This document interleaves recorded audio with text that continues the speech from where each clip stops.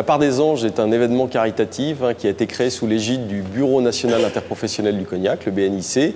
24 maisons de cognac ont eu la gentillesse d'offrir des flacons d'exception qui sont mis en vente au profit d'une œuvre caritative, l'Institut de France. La vente Part des Anges 2009, effectivement, a été, je crois, dans la région très bien perçue, puisqu'on a obtenu des très très bons résultats. Les fonds ont été versés à l'Institut de France.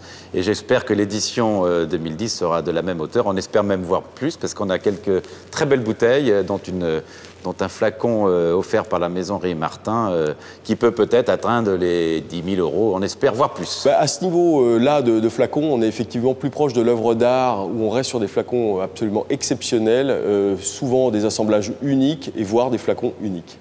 Alors, physiquement, la Part des Anges, c'est l'alcool qui s'évapore des chais de cognac. La Part des Anges évoque poétiquement l'évaporation de l'alcool dans les chais de cognac, et donc elle représente 2% de nos stocks annuels. C'est énorme, puisqu'il faut savoir que nous avons l'équivalent d'un peu plus d'1 milliard de bouteilles en stock. 2%, ça fait 20 millions de bouteilles qui s'évaporent tous les ans. C'est un lourd tribut à payer, mais c'est le prix de la qualité. C'est un événement international. La Part des Anges réunit plus de 600 personnes lors d'un dîner de gala, et où tous nos marchés sont présents, les consommateurs du monde entier, des collectionneurs du monde entier, des Américains, des Chinois, pour la première fois cette année des Russes, des Anglais, des Allemands. Donc c'est vraiment un événement international qui compte et qui traduit le dynamisme et le savoir-faire de toute la filière cognac, que ce soit les viticulteurs ou les négociants.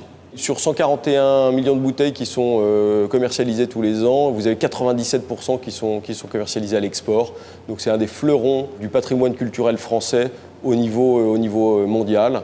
Je crois que cognac est un des mots les plus connus au monde, avec Paris, un des mots français en tout cas, qui symbolise bien cet art de vivre à la française que l'on exporte partout dans le monde.